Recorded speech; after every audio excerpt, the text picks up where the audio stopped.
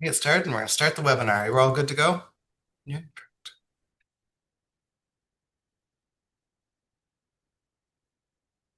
Hi, folks. Welcome. My name is Tyler Colburn. I am the professional development consultant here with the Nova Scotia College of Social Workers. We are joined here with Dr. Haida Hassan, who will lead us through a session on prevention of social polarization and extremism. And today is Thursday, February 19th. How we are more than halfway through February, I do not know. But welcome. I hope, however you're joining, you've brought some food with you or whatever helps you be cozy and present, and take care of yourselves as we go throughout the session. You will have access to the Q&A and the chat, but you won't have access to your microphone or your camera or sharing functionality. But do engage in the chat and the Q&A, and yeah, we're going to get started. Do want to begin with a land acknowledgement, and I want to begin by acknowledging that I'm actually speaking from not Guawagat, that's where my office is, but I'm speaking from Punamukutijik, which is colonially known as Dartmouth, Nova Scotia in Mi'kmaq, and is located on the ancestral and unceded territory of the Mi'kmaq. It's important to acknowledge that the inherent rights of the Mi'kmaq were recognized in the peace and friendship treaties signed with the Mi'kmaq, Maliseet, and Passamaquoddy peoples from 1725 to 1779. And of course, this series of treaties did not surrender Indigenous land, resources, or sovereignty to the British Empire, but instead established rules for an ongoing relationship between nations. And I often say that, this historical intention is not upheld in the present day reality. We don't do a great job at all of upholding a nation to nation relationship with Indigenous nations. And there are treaties throughout this country and across Turtle Island that are meant to guide how we work in solidarity and together and share resources and land. And for us, Canada later reaffirmed the treaties in Section 35 of the Constitution Act of 1982, and they remain active to this day. And so wherever you're calling in from, I hope that you can acknowledge the land that you're on, and encourage folks to, chime in the chat. Say how you're arriving, introduce yourselves, and if you can, acknowledge the land that you're on with the Indigenous name as much as possible. And for us here at the college, it's really important that we shift away from acknowledgement into action. Many of us on this call are probably familiar with land acknowledgements and have witnessed to or given many land acknowledgements. And it's so important that we move from acknowledgement into action. When we think of the calls to action in the Truth and Reconciliations Commission's report, only a fraction of those have been achieved in 10 years. And so as we strive for decolonization and reconciliation, we as social workers or helpers, or whatever your profession or identity is on this call, have an obligation to do better. And this is from Janice Brooks. I'll put the link to this presentation in the chat in a minute. And I highly encourage you to engage with her LinkedIn posts and follow her on LinkedIn. And she asks, what does it mean to dedicate my career to the land while working on Indigenous territories? How have Western systems of science shaped how I understand or overlook Indigenous knowledge? What responsibilities come with the benefits I have received in this place?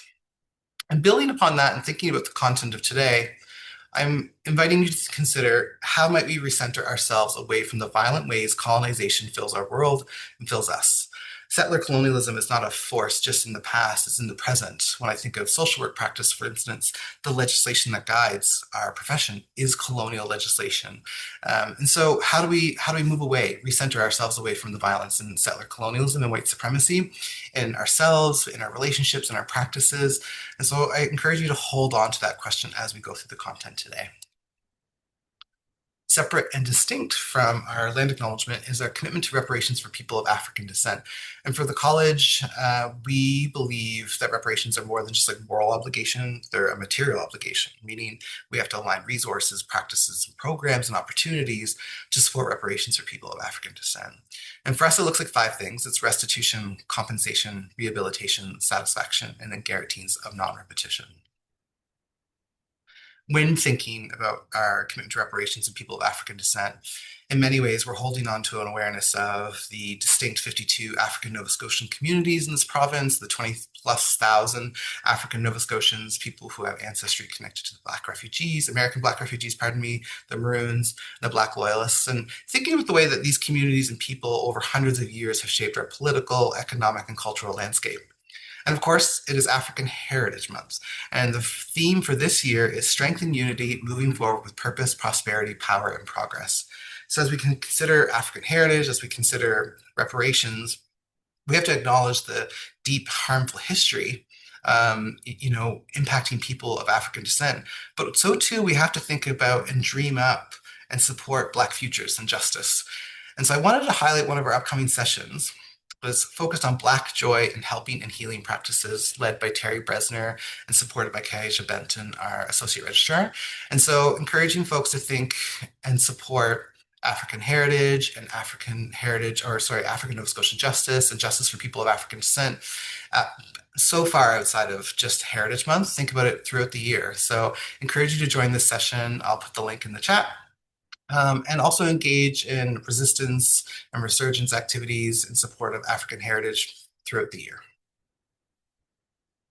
Wanted to share as well as a framing before we get into the content. This is from Tori Smith, and she writes, decolonizing and politically educating ourselves are forms of protection, self-love, self-care, and community care.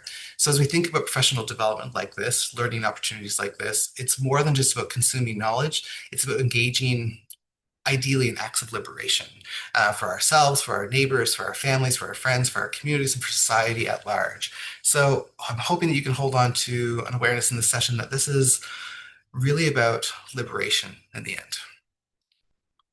Of course, our sessions are grounded in our code of ethics. I know there's people on this call who are not social workers, but for us, this is always grounded in our code of ethics. And I just want to highlight two. Value one, respecting the dignity and worth of all people. Principle 1.9, social workers uphold the rights of every person, group, and community to be free from violence or threat of violence. Value two, promoting social justice. Principle 2.4, social workers advocate for the rights of all individuals, families, groups, and communities to be free from oppression, exclusion, racism, and discrimination. So as social workers and helpers, we have a moral and ethical obligation to take an active stance. So resist neutrality and take an active stance towards liberation. For social workers on the call who are part of the Nova Scotia College of Social Workers, this session can fall under your annual renewal requirements for PD. So if you put under anti-racist and anti-discriminatory practice or social justice, or as formal professional development.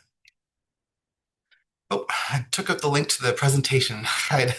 But I am going to put it in there later. But I wanted you folks to be able to access to this presentation that Heidi is going to go through for the next hour or so. And I will update this and put it in the chat. And with that, I will pass it over to you.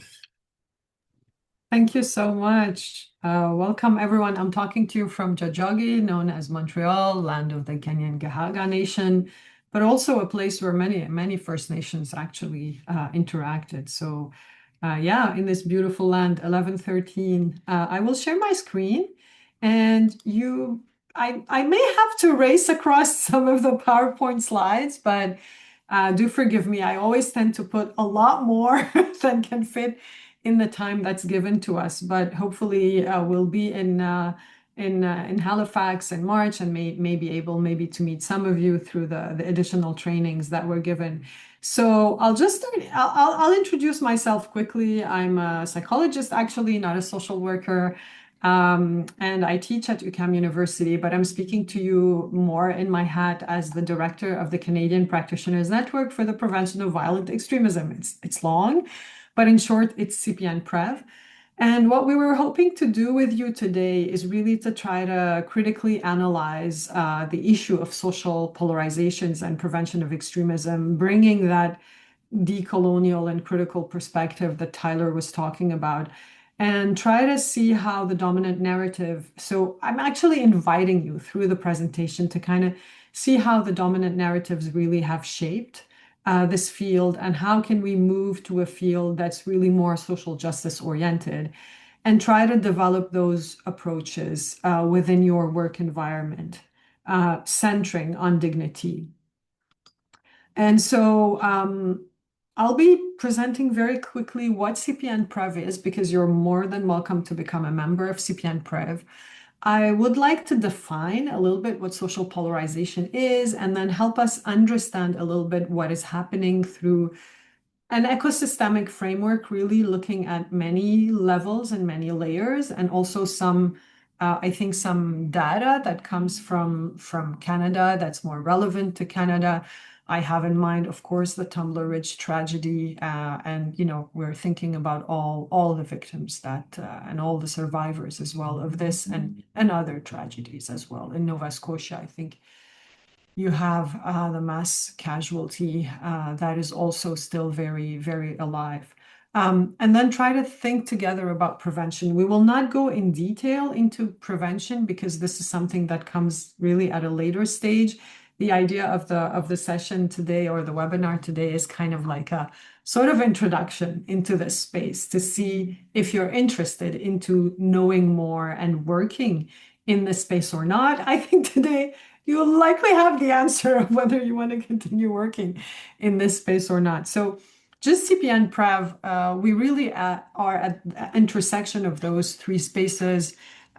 We were put in place, I mean, CPN was created really to connect practitioners across the country working in the space of preventing social polarization and extremist violence, because we're a big country, we're a few people, we're out there isolated. And so the idea was really to connect and to create that community of practice and to really center on practitioner knowledge, experience, and growth, but doing that while connecting practitioners with knowledge that is produced in research. We don't have time. I'm a practitioner. I don't have time to read 50, 100 pages reports from research. And so the idea is also like, what can I trust in terms of research and knowledge that's been produced in the academic sphere or in the scientific sphere? So the idea is really to translate kind of this research constantly, and also to connect us to the policy space where our voices are often not so much heard because we're so on ground. So the idea is really to try to have a coherence between the evidence, our work experience, and policies that orient the work that we do.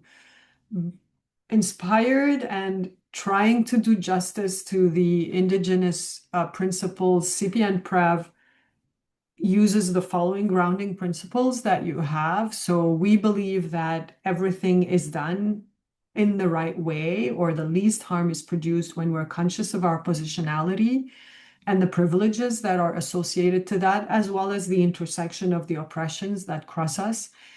Everything is about relationship. All the work we do, all the solidarity in society, all prevention happens because of that relationship building. And when we have relationship, it means there is reciprocity of responsibility and of constructing everything that we do in the aim always to preserve and work toward preserving social justice and dignity, doing it through true listening, decentering ourselves, and then positioning ourselves, and with the most important principle that we try to achieve, which is not to do harm, or at least do our best not to do harm. I want to highlight two things that we have at CPN-PREV, which is our interactive map. This is a map where you can go and choose based on, there are many search modes, but basically the idea is to go and check what kind of services are available in the area where I am. You might see that the Maritimes and like some other areas may be lacking because currently we're working. I mean, this is the reason why this webinar is happening, so that we can try to build a community around this issue. And we have a community of practitioners. We meet every month on different occasions as well as practitioners to come to grow together, to share together, both personal and professional growth and and of course, confidential and anonymous case discussions so that we can learn from each other and support each other. So you're more welcome to check these out. We can share our website and to get in touch with us. Where I wanted to move is really about social polarization. So I think you've likely heard those words before: social polarization, violent radicalization, violent extremism, terrorism, etc. So as I speak, I want you to take just a few seconds to think what images are coming to your mind, what words may be coming to your mind, maybe some groups may be coming to your mind as well.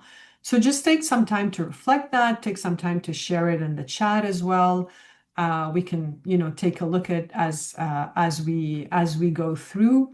I can try to like multitask and take a look at it as well.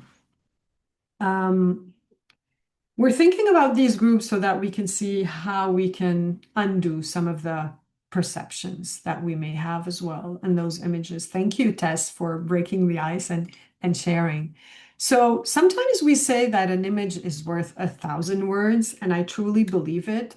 For me, the image of this land that is becoming drier and more separate is exactly what social polarization is. It's actually like in a society, the first image above, in every society, there is conflict, there are differences, sometimes there are divergences, but generally speaking, society is able to work together.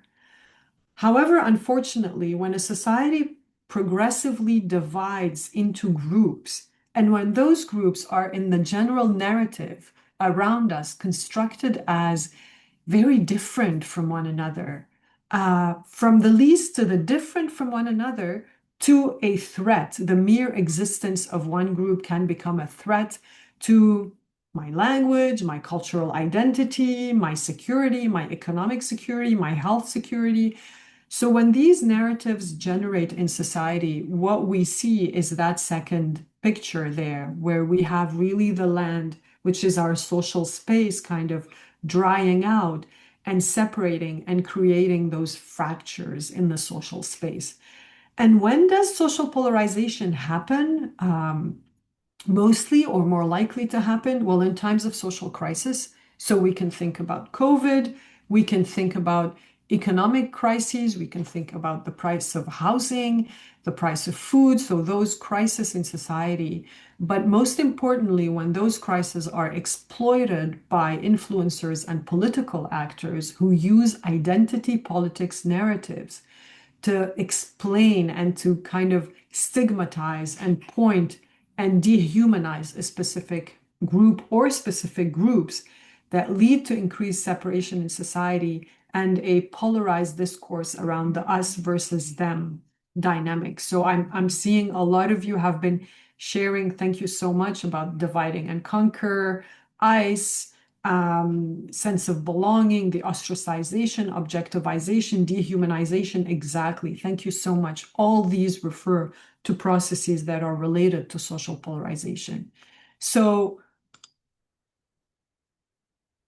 where do you think are the most important fracture lines? So when we're talking about social polarizations, I can give you a simple example. So in Montreal, Tiohtià:ke, in Quebec, language, French English language is a major source of social polarization.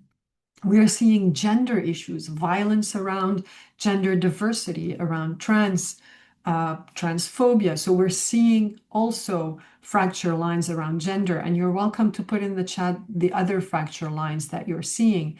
So language, gender, religion, different religious groups being stigmatized, and of course, racialization. So you start to think in where you're joining us from today, what seem to be those polarizing topics, those topics that are fracture lines. So collectivism, immigration, right? Like the whole discourse around threat and economic threat and social or cultural or linguistic threat coming from immigration, for example.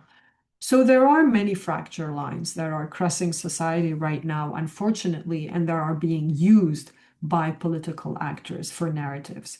So you will come across many definitions of social polarization, radicalization, violent radicalization, extremism, violent extremism. The only point that I want to share with you is that definitions are not neutral. The definitions of these phenomenon have changed across time, across history. What used to be radical is not radical today. What is radical today was not mentioned as being extremist yesterday. We can, for example, in the history of Canada, Indigenous resistance has been qualified as violent radicalization. In the aftermath of September of 9/11, Muslim communities have been stigmatized, massively surveyed, and repressed as potential, violent extremists. When you were Muslim, you kind of became suspect, right?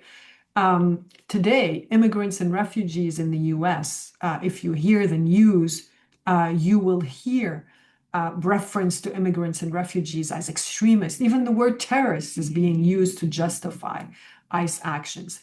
Antifa, again, the supremacy of whiteness, etc. So it's important to understand that definitions of these phenomenon and what is considered as violent extremist or something that we should prevent is very politically and ideologically loaded.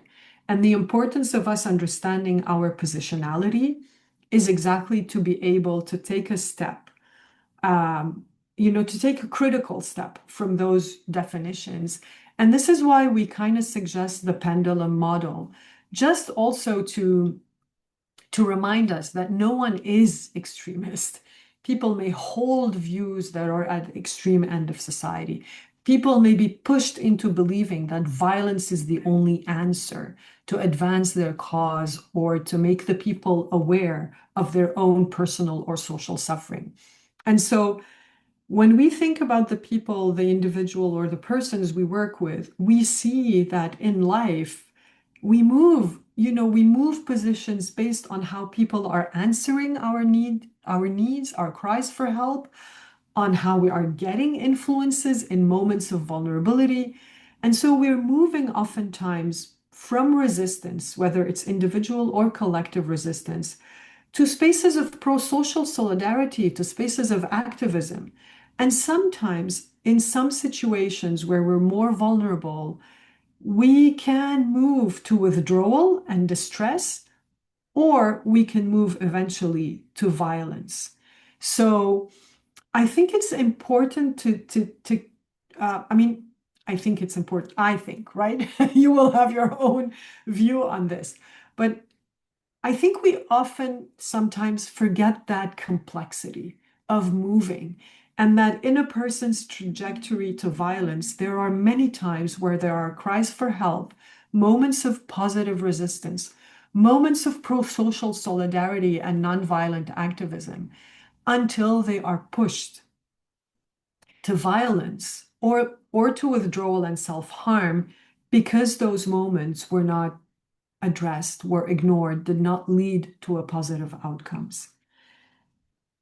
And so you will also hear those different words to describe kind of social polarization or violent radicalization in the field. You will hear things like far right, far left, religious extremism, conspiracy, hybrid ideologies, masculinism or misogyny, nihilistic violence. We're talking a lot about nihilism today.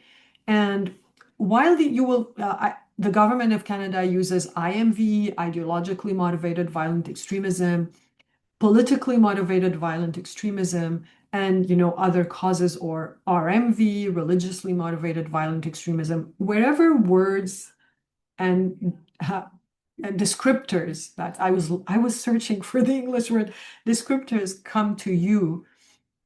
I think what is important is to remember that none of these are kind of clear cut. Religious extremism can be at the far right. So how can we possibly separate these things? What is important for us practitioners and what we see on ground is that these categories may be interesting for research, for policy. They may be interesting for us, but when it comes to working with families and individuals, they're kind of less relevant. Yes, the ideas, the beliefs that the person is putting at the forefront is relevant, but often the individuals will really use a hybrid creative way of referring to different ideas and ideologies and kind of creatively producing their own. The only thing that I want to highlight is, however, the sad rise of nihilistic violence. So groups where it's not so much an ideology, it's not so much replacing a political system by another or a social economic system by another. It's more the sheer destruction of society, the sheer destruction of humanity. And so nihilistic violence is kind of a violence where violence is the ideology in a way. And what is sad about it is that there is increased targeting of minors, of children at very younger and younger and younger audiences, inviting them into self-harm and harming others as well. And so I think this is something that is pretty actually preoccupying for us as practitioners. I was sitting with my colleague from Dr. Cécile Rousseau from the Montreal team, and she was saying that this year, 60% of referrals are actually under the age of 15, whereas 2 years ago, referrals would be kind of more adults. And I think it really speaks to the interference of nihilistic narratives in our among our vulnerable youth. So you will see that across the PowerPoint, I've kind of presented, I've shared many questions, and it's really more like take-home questions for you to reflect on, not necessarily just because we don't have time to discuss all that together, but really an invitation to discuss, to think, to reflect on that personally, but also with your colleagues, maybe with your teams, to see how you can reflect on that. So while I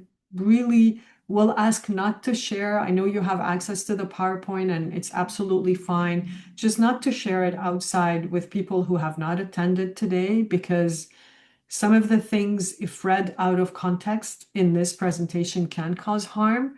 But you have this presentation and you can invite colleagues to think and reflect around those different aspects in your work community. So what I wanted to share with you is really some of the I think some of the factors that seem to be conducive to violence as related to social polarizations.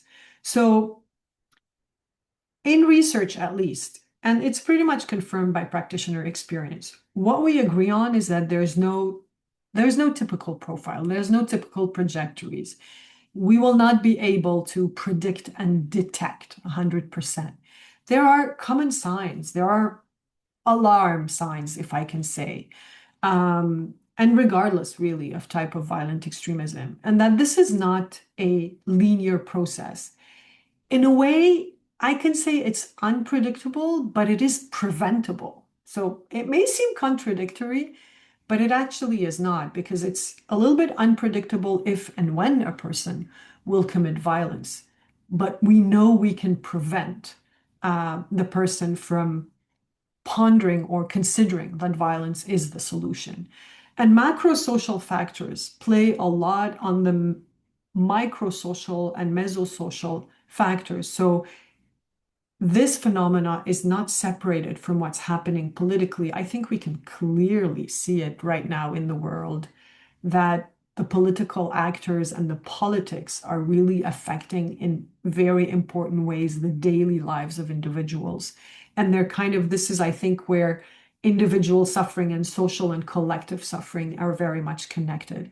And so detection and profiling policies have actually been documented as harmful policies and practices that are actually conducive to violence. They act as a risk factor. And so I think, saying that violence is a personal response to a combination of factors is kind of like, yeah, sure. Can we know more about these factors?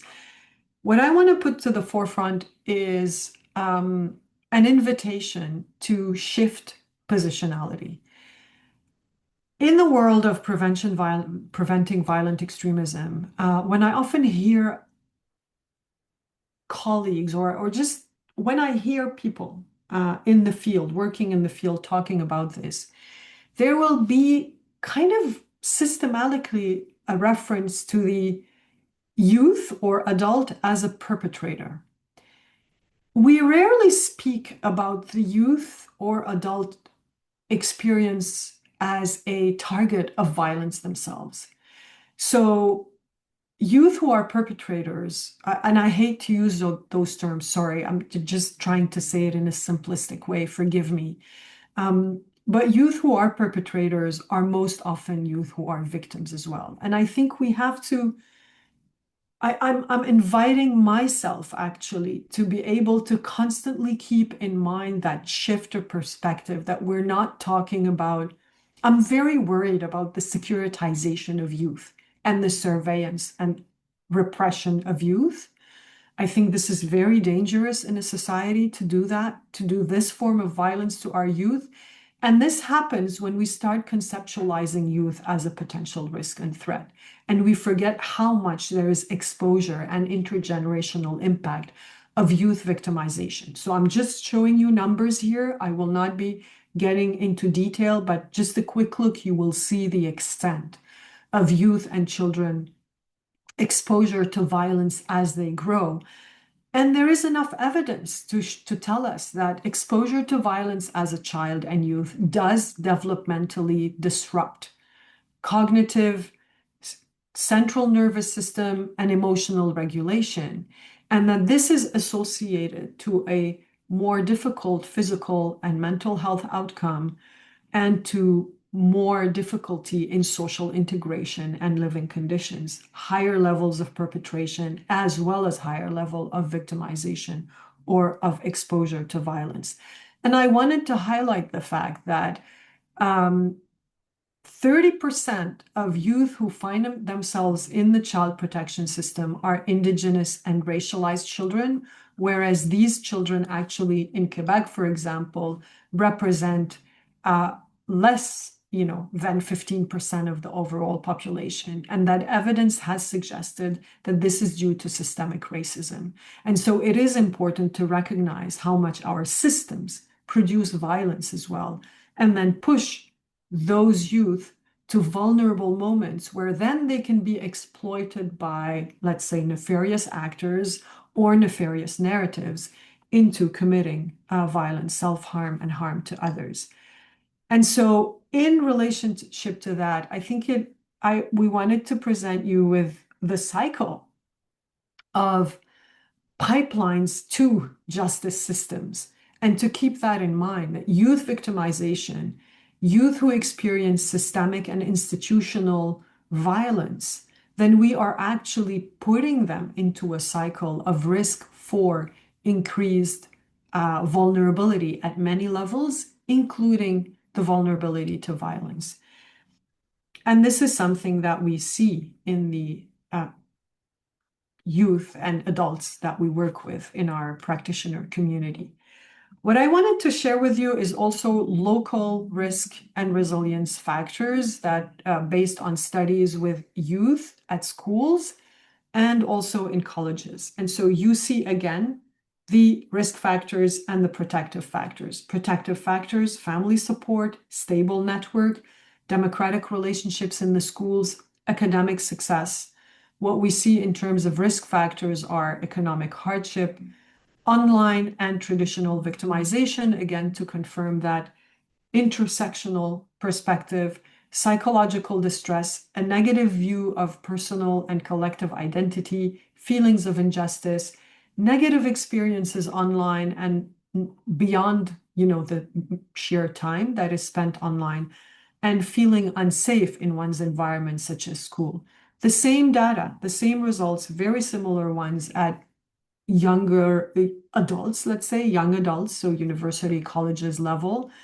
And again, we see how much a stable social support network, a positive vision of the future, a purpose in life, some form of achievement, having a spiritual practice and religious identity, and having multiple identities in a way mixed in oneself, not polarized, is protective compared to the factors of risk. What is good news in this is that these are things we can act on. We can act on reducing discrimination. We can try to prevent violence. We can provide mental health support for depressive and anxious. We can increase free, accessible offline spaces so that youth can evolve in those spaces and spend less time online. We can work on protecting online resilience in youth so that they can resist the narratives or the influences. I'm talking and talking and talking, and I have no idea what time it is, so I'm sorry, I don't have a timer in front of me. So Tyler or anyone, please feel free if we need You're, to stop. you're doing great. It's 12:40, so you have lots of time. Okay, perfect. So in terms of the other factors that can, so what I've talked about is a lot about the push factors. So when we refer to push factors, these are the factors in a person's environment that push them into the narratives that are polarizing or extremist. Now, when we're talking in pull factors, so these are the things from the, let's say, polarized environment that is pulling the person. I keep saying youth, but it's not just youth. I mean, it's also adults pulling toward. What we can see is those different clouds that you see here. the idea of of some form of empowerment, some form of acting, but also a search for meaning, a framework to understand one's distress, to kind of understand why the person is experiencing the grievances or the injustices that they feel that they are experiencing. And most importantly, one of the tricky pull factor is really that need to belong. That is quite attractive for vulnerable, isolated individuals through the online environment to belong in those spaces of like-minded individuals. And it always starts with like general belonging before somebody is brought deeper and deeper into the harder and more violent spheres of that group or that belonging belonging environment. And the idea is always to connect the fact that the behaviors that we see, some models, you will cross maybe some models of prevention, and you will see that some models of prevention are really focused on behaviors, like behavior management, addressing behaviors and behavioral indicators. Fine, there's nothing against that. Only they're limited. They're limited because most of the reasons why people get attracted into those spaces is really about needs, and it's really about emotional engagement and emotional reactions. And so I do remember somebody who said that sentence, and I forgot who the person is, so I apologize. I'm kind of like verbally plagiarizing someone. Behind every behavior, there is an emotion, and behind every emotion, there is a need. And so our practice and prevention work really focuses on the connection between needs and emotions to be able to address behaviors. No breaks, all right. That was from a previous time. But do feel free to take whatever break you need to take. Take a drink water, whatever. Um, I want to speak about the online environment because it's extremely important. Most of our youth today and adults, but I can tell you that the vast majority of the persons we work with in our practitioner community spend hours and hours and hours online and are practically most of them very isolated from the offline environment. There is something in the internet, social media, and AI environment that makes this technology different from any other technology that we've had before. We often say that the online environment is a converger and a multiplier. So what do I mean by converger? I mean the fact that now we can find at the tip of that little, if I was searching for my phone, it's not here. So at the tip of our fingers, we can find information from all the other parts of the world, well, almost all the parts of the world, converging into one space. We can connect with someone who's thousands of kilometers away from us. Could have never happened before. So that is a converger. But it's not only a converger, it is a multiplier. I was reading a study recently that said that there are very few people who are purposefully, kind of conveying violent conspiracy theories, but their outreach is massive. So they may be a few hundreds, but they're reaching millions. And so this is what the multiplier means. Till then, still converger multiplier, that's fine. The problem is that it's not only a converger and a multiplier, it's a catalyst. And it acts exactly like a chemical catalyst. You have a small fire, you put oil, oil is the catalyst. It gives the fire the ability to be much more harmful, much more massive. This is what the online environment does. Why is it a catalyst? Because of our nervous system. That's why it's a catalyst. Because our nervous system reacts in the same way to an online product as it reacts to an offline product. Our brain does not have the time, especially with information overload, to critically think about what it is receiving. And while it's not having the time because of information overload to critically think about what is receiving, our nervous system does not have the time to say, wait, Raida, this is a machine. This is not a real person. This is an AI, or maybe it's a real person, but this is like a message. How does that message relate to my life, to who I am, to our nervous system reacts to a violent image pretty much in the same way as if we were experiencing it or witnessing it in the real life world. And this is where the catalyst effect of this environment is there. It basically circumvents our nervous system in terms of its impact. It circumvents, sorry, our cognitive defenses in terms of its impact on our emotions and on our stress and on our trauma response. This is because of the information overload. It's because of the algorithmic amplification. It's because of the AI chambers, but it's also because of how we are made as humans compared to how the machine itself is made. I wanted also to talk about Prime. This is why extremist narratives work and social polarizing narratives work because they use they prime us. They use the prime model.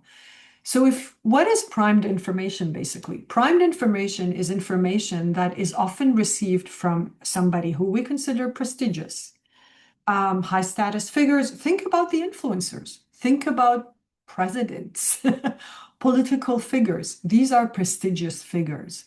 These prestigious figures are using content, in-group content. So they're like us, right? So they're more trustworthy. They're using that in-group language. And often that in-group language is moralized. So I'm sure your mind's like, I can bet that many of you right now are thinking about someone or thinking about a message or a politician or the way that they're talking, what they're talking about. And you will see all those aspects. A moralized content of moral judgment, highly salient, good and bad, us, them, evil, good people. And it always has an emotionally charged component to it, oftentimes through images, through the use of videos, through the use of specific images that have a high charge of emotion in them. And this is why we need to reflect as well when we are using pictures and images. Are we doing harm because of that potential of emotional charge that is being misused? And so it spread faster. So why does prime information spread faster and is more convincing? Because it's maximized through algorithms. And algorithmic amplification is not meant for accuracy. It is meant to maximize our engagement with the content, regardless of whether that content is accurate or not. But because it is prime content, then it tricks our nervous system. And so it increases our engagement. And by increasing our engagement, it creates that feedback loop. We attend more to primed content, the algorithm boosts it, and then we learn from it. And as we learn from it, we basically start creating social misperceptions about ourselves, about others, and increase polarization, and misinformation. And so basically, this is why I refer to the online environment not as, a source of information, but a source of socialization. We are being socialized into primed information. We're adults. We have a history. We have critical thinking. But when you're a 4, 5, 6, 7, 8, or 9-year-old, the game is different. And this is why extremist actors or narratives are targeting more and more young audience, because they know the impact of their influence into socialization for youth who are less exposed, who have less this life baggage that can help them be maybe a bit resilient to certain contents. The other thing, sorry, this is like what is this? Too many numbers.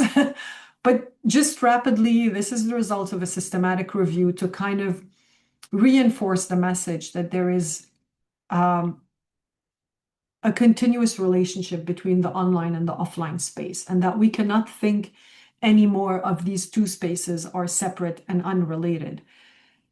These results show, so the systematic review was about the exposure, the impacts of exposure to online hate on attitudes, psychological health, intergroup dynamics, and interpersonal behaviors.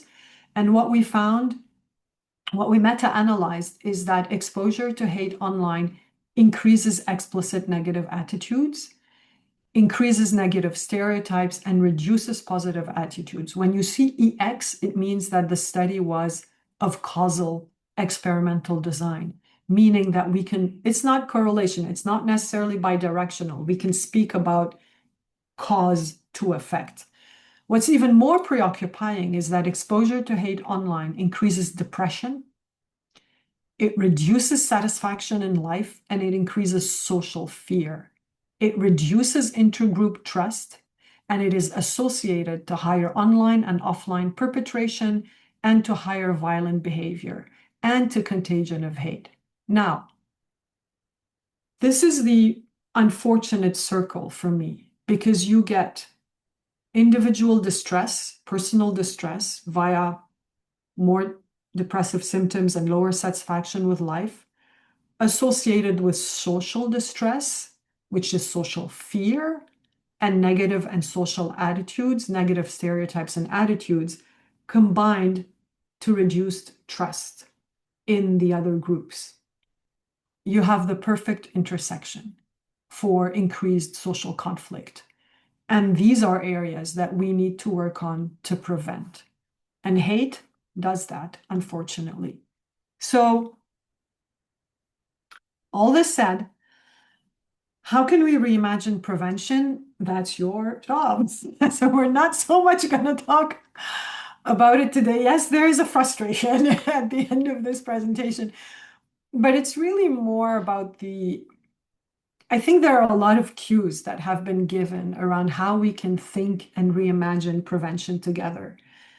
And the idea is that your position matters. You know that. I think social workers, I think other health professionals like psychologists and other mental health professionals have a lot to learn from social workers. I have studied psychology. Psychology is a very, colonial discipline. And to decolonize, well, at least in the academic spheres that I have been, and to decolonize that is really hard work. And it comes with working constantly on my positionality, on who I am in this space, and most importantly, how I come in this space. What is my position? What are my privileges? Do I come afraid in this space? Do I come tired? Do I come insecure? Do I come hopeful in this space? What are the cognitions? How do I conceptualize youth? Are they perpetrators? Are they victims? What are the theoretical ideologies that I'm using? And how are these theoretical ideologies affecting the work I do? So my positionality is actually my first tool. I like to say, because sometimes I've been in trainings and people were frustrated that we were not giving tools. And I think a tool I don't want to say the word right or wrong, but let me say it, sorry, okay? It's a bit judgmental, but a tool in the wrong hands is a weapon or can become a weapon. It can create a lot of harm. So positionality, our way of being is kind of our first and most important tool in this space.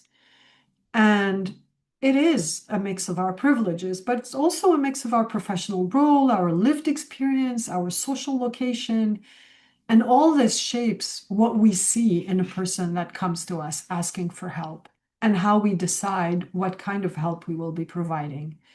You know the ecosystemic model. I've put it here just to remind of how important it is that all our prevention is conceptualized, taking into account the systemic model and reproducing the ecosystem for every person we're working with, every family, or even if we're working in a school and we want to analyze the ecosystem in the school and what in the ecosystem is actually violent towards youth, polarizing, violent toward teachers, we need to go back on that, our ecosystemic model.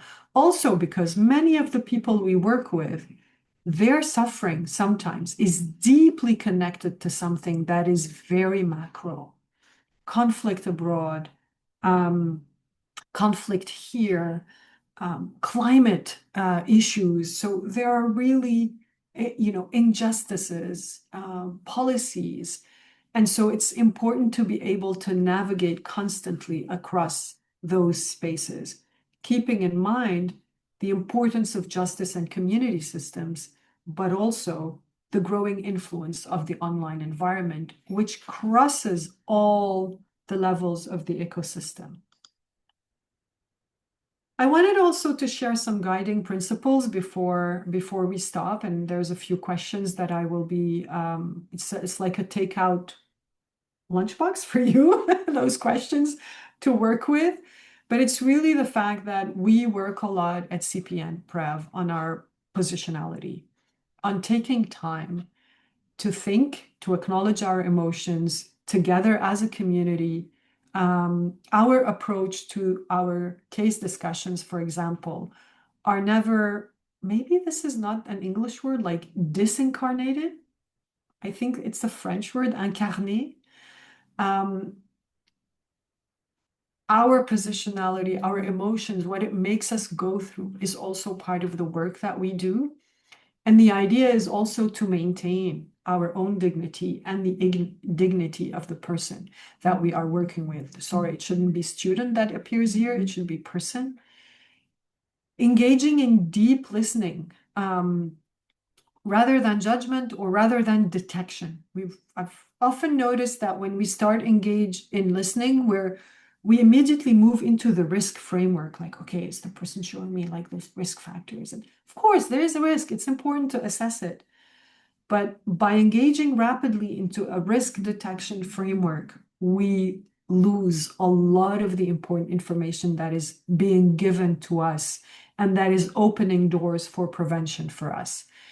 And a genuine interest in the people that we work with will help us be less confrontational. Evidence shows that confronting only feeds further the extremist narrative. But by being genuinely interested, then we're genuinely interested about the well-being, about the economic well-being, personal well-being, social well-being of the person. And how can we work with them to achieve this so that how can I say, I don't know this English word. In French, we say emprise. So that the control, it's not the right word, but so that the control of the extremist narrative is reduced. The idea is not so much to debunk and destroy the polarizing narrative or the extremist narratives. It's too hard. It's answering needs. It's answering needs of belonging. It's answering grievances. But by answering a person's needs, by providing them that environment that is addressing the exclusion and the violence and working on reintegration, then we're reducing the control. Like, this is the image, that this is what comes to mind. This is the word I'm trying to say, that it reduces the control of the narrative on the person themselves. And so the importance of separating behavior from identity is really referring to that fact that if we, I think it refers to my worry about securitizing youth, because then we're kind of combining the identity and the violence together, whereas the violence I see it as an expression of distress. And so it's a behavior that has emotions and needs behind it. It's not the identity of the person themselves. And rather to go really with the reduction of tensions by creating moderated circular spaces for dialogue, particularly for our most marginalized persons who are the most targeted by polarizing discourses as well. So prevention is really about not just those who can go into violence, but most importantly, those who are targeted by it and silenced and marginalized in their silence, because then it really creates grievances from both sides. So I've almost come to the end. I would leave you with a couple of invitations. The first one is really to try to map the prevention landscape in Nova Scotia, wherever or if you're joining us from another province, is really to map your prevention landscape. Who's doing what in your environment? What are the challenges? What responses and resources do you have? Where are the gaps and where are the opportunities? And CPN-PREV, we're more than happy to work together so that we can address and answer all those aspects or preoccupations. And I wanted to end by saying that there is an upcoming 2-day training that really will provide kind of an in-depth into everything that we've discussed together. And also more than that, really to ground in critical, decolonial, and community-centered approaches to prevent violent polarization and extremism. One is in PEI, the other one is in Halifax. And this will be kind of that training will be the second step to afterwards deciding who wants to continue working in this space and join our community of practitioners to be part of that support and professional growth circle. And so this is like the webinar is kind of step one, and then the training is step two, and then joining the network and starting to work in this space is step three, with not being isolated. On the contrary, really being part of a bigger family across the country who's working in that space. So that's pretty much for me. We also have an e-learning. If you want to you can go on CPN-PREV's webpage and register, and then you will not access the e-learning immediately. You will receive a link. We do that for safety reasons, just to make sure who is accessing the e-learning, and then you will receive the information that you need to be able to access the e-learning. It's not a short e-learning, it's an engaging one. So you take time to do it at your rhythm. It's, of course, free. So yeah, I just wanted to highlight this, and we've added also some additional resources for you. They're far from being the only resources available. It's just a couple of things for you to explore. Yeah, so we're ending the sharing at that. I wanna thank you so much, and I'll pass it back to Tyler for time for questions, comments. Yeah, absolutely. I am to remove the pin. Hopefully you can see me and hear me as well. Haida, amazing job. And you know that I'm quite passionate about this already, and was really grateful for some of the things you shared, especially the prime model. It triggered some thinking for me about some of the complex relationships I have within the social polarization in my own family and networks. So thank you for that. There were a few questions and comments in the chat that I do want to highlight. One of the questions earlier on is related to the pendulum, I believe. And this might be a bold question, but I do want to highlight and see if you have any thoughts on this, Haida. It was related to where might you put Luigi Mangione? Yeah. I think that they were at different points of the pendulum at different times. Fair. There was something about a social activism um, in terms of access, the right for access for health when Mhm. you're suffering, the right for social conditions. Now, I have not studied in detail his trajectory, but definitely at some point in time, violence became the only possible solution. Mm. There are more complexities, of course. There are some personal, we often refer to the three Ps: push, pull, personal, right? So there are push factors that push you to violence, factors on the other side of violence that pull you toward violence, and there are personal factors that also, kind of play into that risk. So I think depending on when we would have met them, he or they would have been at some point at different Yeah. points in that pendulum. Yeah, and it's interesting the ways that media and the political actors and figures and powerful people frame certain folks or certain actions on different spectrums of the ideological divide. And Yeah, tricky stuff. Um, some of the other comments and things that, people really resonating with like youth, especially and seeing and hearing, things from youth that speak to the social polarization and some of the opinions or beliefs that people are holding at a very young age. And also recognizing that, people are being manipulated or, have access to content that is intentionally framing or shifting their beliefs and their values. Um, One of the things that I wrote in there that I just wanted to highlight as well as me being a facilitator, I'm like, well, my opinion is important too, apparently. But I've been reading and hearing a lot about the meta level, when we think of the ecosystem for the micro, meso, macro, and how for many folks, some of the work that I'm connected to, they're drawing a line between the lack of like capacity to see or feel within the metasphere or the spiritual or the unknowable and how that might be connected to social polarization. Any thoughts or comments on that? I'm sorry, Tyler, can you just say again that's any thoughts connected to? Yeah, the Because piece I got a around, knock on my door and it kind of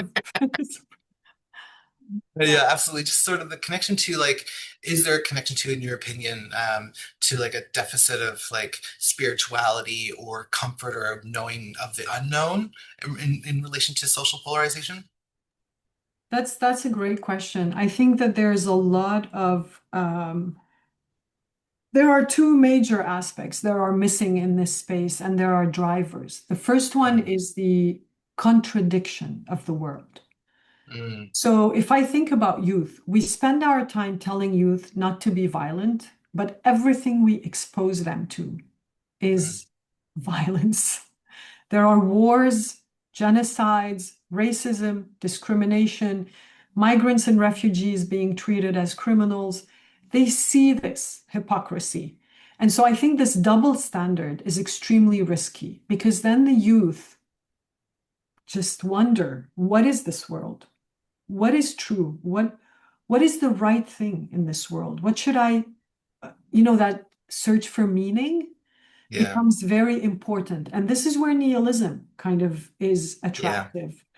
And spirituality is a big absent from the space. And spirituality is a very important protective factors. In the studies that Diana Miconi, Cecile, and Raps have conducted, it has shown that youth who have a spiritual uh, life and even religious. They're mixed. They can be related or two separate things. Religiosity and spirituality.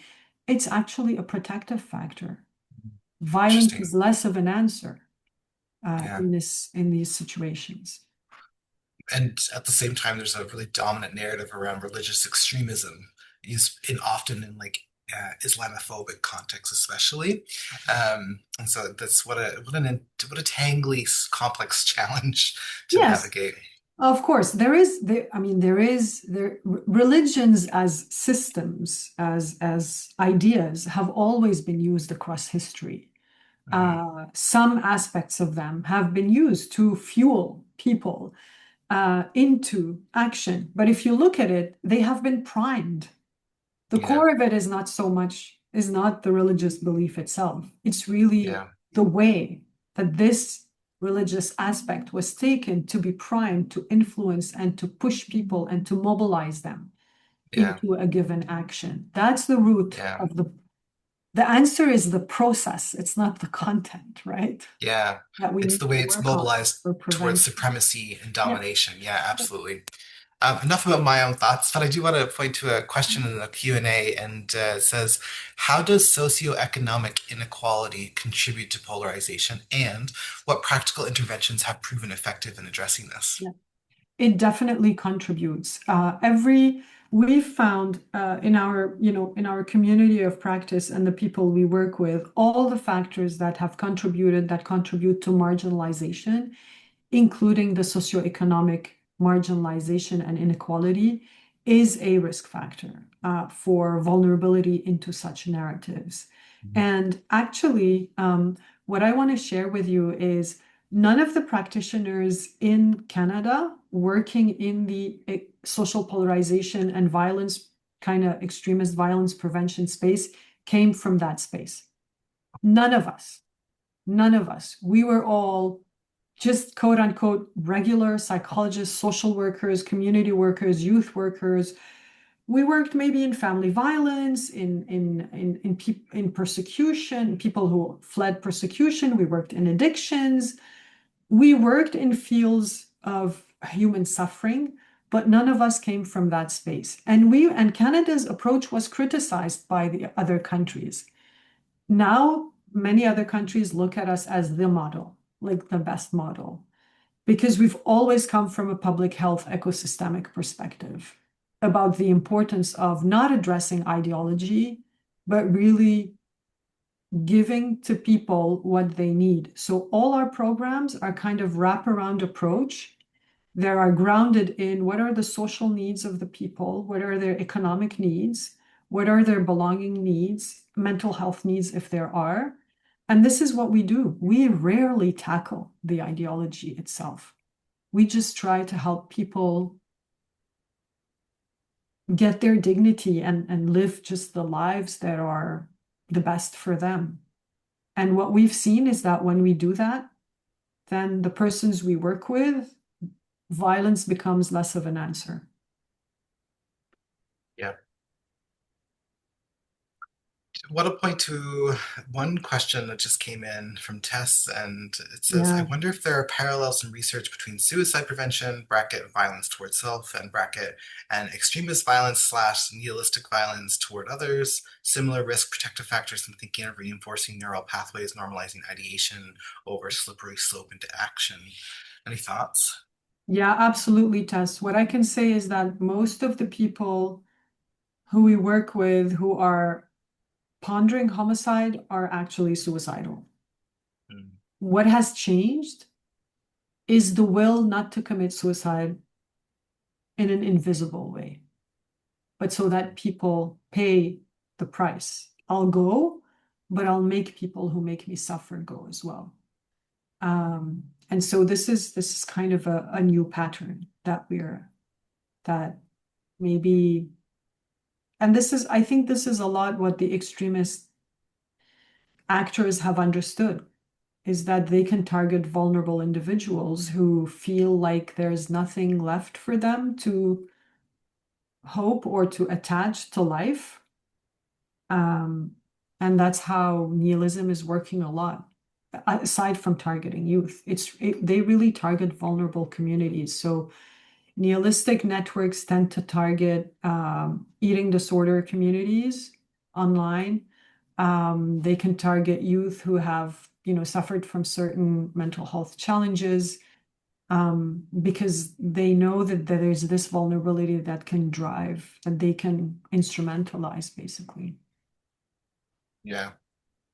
And so many of the complex issues in this world, when we start to dig down, are interrelated and entangled.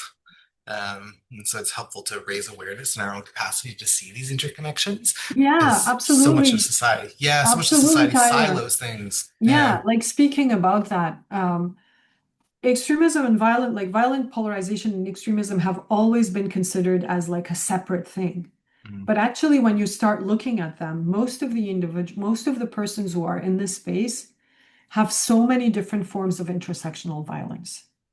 And so we're really calling again, this is just one aspect of a violence trajectory mm, in a person's life. And if we don't intersect, as you're saying, if we don't look at it from an intersectional perspective, so for example, Tess referring to suicidality or addictions or family violence or a trauma in their past life, intimidation at school. So if we're not looking at these things from an intersectional perspective, we're missing a lot in our understanding of risk and prevention for sure. mm. Yeah, and for I think many of folks in the Western world or in the global North, thinking as well as, helpful to understand that, violence underwrites and upholds most of our society and most of the things we have access to, whether it's devices or clothing, fossil fuels, there is some form of human suffering or violence interconnected to pretty much every part of our lives. And that's not like for me, not a gate, like a bypassing or like letting go of, but it's important to be able to hold on to that as well, I believe. Um, I'm seeing a lot of like yeah, interesting comments. I know. I I want can't to react highlight a to them for couple. some reason, but yeah. there's one here that I think is important. To highlight. So two that are sort of interconnected in my mind. One says, I'm curious about social justice aspect of freedom fighters, thinking of Nat Turner, a black slave who was killed his master, and the many examples of resistance that have happened throughout history or currently today, from Luigi Mangione, some might describe it in that way, to I think of even in Montreal, when thinking of Indigenous peoples just 30, 40 years ago in active resistance, and still to this day. And then this quote or this comment from Todd, we really need to be more humbly introspective about our own left-wing extreme attitudes and positions and the role they play in triggering right-wing extreme reactions. And the importance here, well, as social work needs to begin to recognize this more. I don't see our profession recognizing our extreme positions. And Yeah, so that yeah, that push and pull and the tension of like yeah. recreating the same dynamics that we're supposedly trying to solve. Yeah, exactly. And this says a lot about positionality as well, and about us understanding that, for somebody who's on an other extreme spectrum may still be talking about activism and social justice because this is how they perceive social justice to Hmm. be. And so if we can't accept that shift in positionality to be able to understand, it becomes very difficult to be able to work. Yeah. And it's very true. And often what we're seeing also in terms of evidence is that counter narratives, so that attack, that positioning of countering, what it does is actually it increases Mm. it gives more weight to the extremist or polarized narrative because the extremist or polarized narrative is a reactionary narrative. So what they need is exactly that counter so that they can justify their own existence and their own argument. And so what we try to recommend in terms of prevention is not so much to go against things or to have the discourse of we're fighting against, but rather to go for things. So for social justice, for collaboration, for creating a accessible, free, safe space for youth to interact. So that use of language so that we don't give the um, we don't I don't want to use the word weapon, that's so much not the right word, but that we don't create the chance of our position against to be instrumentalized, because Yeah. this is exactly within the extremist narratives, is that when you join when there are groups, a lot of the discourse of the group is you will see, they will be against you. They will tell you this is not right, this is right. And so we need to be careful about that. And if we are saying we're against something, that's fine, but let's say, okay, we're against this and we're for what then? So that we can Yeah. create that equilibrium. I mean, we often hear a lot of critiques, especially towards, social justice or, more maybe what people would describe as the progressive left of, being able to critique but not envision the alternate futures that we're working towards. So we have to have a sense of radical imagination to be able to like, what are we actually working for? And I really appreciate that. One last one here that I want to share and see if you can speak to it. Someone's asking, could you speak about the horseshoe theory? The horseshoe? Yeah. Oh, I don't know what refers to. Maybe the person can tell us. Oh, I don't think they can unmute, but And speak, I've unfortunately, seen but many people have shared. So I see that there is a sharing of moralcourage.com. Rachel Millett has shared some. Oh, so somebody's saying advocates rather than being opposite and a linear continuum of political. yeah, I just pulled up what I see here on Yeah. horseshoe theory, just a Oh, really like quick kind of the paragraph. logic of actually being part of the same system. And that is Yeah. actually what we refer as the dialogue of extremes, meaning that one extreme needs the other to exist. And so when we position ourselves in the other extreme and the other counter, we're actually giving everything to justify the existence of the other reactionary movement. So Mm. Thank you for yeah. speaking to that, and thank you for sharing the horseshoe theory. I'm going to look it up myself as well. I am going to share my screen just as we get close to wrapping up here. It's really funny, Tyler. Sorry, I'm just No, go saying ahead. that, in speaking to the horseshoe and what Cassandra has just shared, some of our persons we work with would come as, let's say, extreme right wing, and sometime in their trajectory, they would move to extreme left or vice versa. Interesting. So we see that movement of, because Yeah. what is the common factor is the extreme. And this is what's playing, like the violence and the extreme, and not so much the ideology. The ideology is at the service of the position. And so, yeah, Mhm. that's very interesting, Cassandra. Thank you. Yeah, thank you for sharing. Well, folks, we are almost at time, and I do want to remind you, you do have access to the presentation that Heidi used, and it's also embedded in the presentation that I shared in the chat, and it'll be sent out in the follow-up email as well. We'd love to hear from folks. I'm going to put this in the chat as well. What are some takeaways? We've had a pretty rich discussion happening in the chat, but I'd love to hear from folks, like what's an idea that you'll take with you into your practice, or really anything else that you want to share that'll help you close out this experience for you. Also want to recognize that processing and integration of this kind of content or any content doesn't always happen in the moment. Maybe it happens later. So if you have reflections you want to share with me through email, you're welcome to do that. But I'm hoping that there's some sort of nugget or insight or thing that has shifted something for you. So if you can share it in the chat, please do. We also have an evaluation form. We'd love to hear your feedback on the session and the content and what this meant for you.